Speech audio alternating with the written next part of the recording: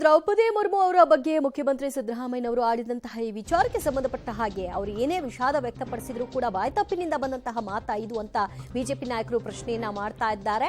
CM ವಿರುದ್ಧ BJP ಹಾಗೂ ಜೆಡಿಎಸ್ನಿಂದ ನಿರಂತರ ವಾಗ್ದಾಳಿ ಈ ವಿಚಾರಕ್ಕೆ ಸಂಬಂಧಪಟ್ಟ ಹಾಗೆ ಆಗ್ತಾ ಇದೆ. ಸಿಎಂ ಬೆಂಬಲಕ್ಕೆ ಇದೀಗ ಸಚಿವರಾದಂತಹ ದಿನೇಶ್ ಗುಂಡೂರಾವ್ ಮತ್ತು ಮಧು ಬಂಗಾರಪ್ಪ ಬಂದಿದ್ದಾರೆ. ಮಾತನಾಡೋ ಭರದಲ್ಲಿ ಆಡು ಭಾಷೆಯಲ್ಲಿ ಸಿದ್ದರಾಮಯ್ಯನವರು ಮಾತನಾಡಿದ್ದಾರೆ. ಅವಹೇಳನ ಮಾಡುವ ಉದ್ದೇಶದಿಂದ ಅಲ್ಲ ಅಂತ ದಿನೇಶ್ ಗುಂಡೂರಾವ್ ಅವರು ಕ್ಲಾರಿಟಿಯನ್ನ ಕೊಡ್ತಾ ಇದ್ದಾರೆ.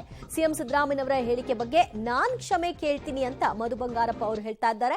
ರಾಷ್ಟ್ರಪತಿ ದ್ರೌಪದಿ ಮುರ್ಮು ಅವರ ಬಗ್ಗೆ ನಿನ್ನೆ ಏಕವಚನದಲ್ಲಿ ಸಿಎಂ ಸಂಬೋಧಿಸಿದ್ರು. ಈ ಬಗ್ಗೆ ಟೀಕೆಗಳು ವ್ಯಕ್ತವಾದ ಬೆನ್ನಲ್ಲೇ ಈಗ ಸಚಿವರು ಮುಖ್ಯಮಂತ್ರಿಗಳ ಪರವಾಗಿ ವಕಾಲತ್ತು ವಹಿಸ್ತಾ ಇದ್ದಾರೆ. ಅವರು ದ್ರೌಪದಿ ಮುರ್ಮು ಅವ್ರ ಬಗ್ಗೆ ಅನುಕಂಪದಿಂದನೇ ಮಾತಾಡಿದ್ರು. ಅವ್ರ ಪರವಾಗಿ ಮಾತಾಡಿದ್ರು. ಆದರೆ ಒಂದು ಭಾಷೆ ಮಾತಾಡುವಂಥ ಭಾಷೆ ಆ ಥರ ಒಂದು ಸಲ ಬರ್ತದೆ. ಅವರು ಅದ್ರ ಬಗ್ಗೆ ಈಗಾಗಲೇ ಸಿದ್ದರಾಮಯ್ಯ ಅವರೇ ಸ್ಪಷ್ಟೀಕರಣ ಕೊಟ್ಟಿದ್ದಾರೆ.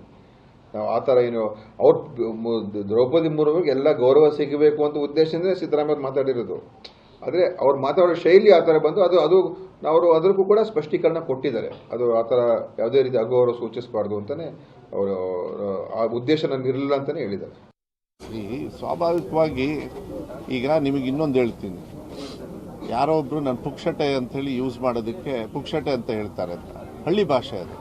ಆ ಥರ ಭಾವನೆಯನ್ನು ನೀವು ಒಂದೇ ಸತಿಗೆ ಮಾನ್ಯ ಮುಖ್ಯಮಂತ್ರಿಗಳನ್ನ ಆ ಥರ ಒಂದು ಸ್ಥಿತಿಯಲ್ಲಿ ಮಾಧ್ಯಮದಲ್ಲಿ ನೀವು ಈ ಥರ ತೋರಿಸೋದು ದಯವಿಟ್ಟು ಅದು ಬೇಡ ಅಂತೇಳಿ ನಾನು ಮನವಿಯನ್ನು ಮಾಡಲಿಕ್ಕೆ ಇಷ್ಟಪಡ್ತೀನಿ.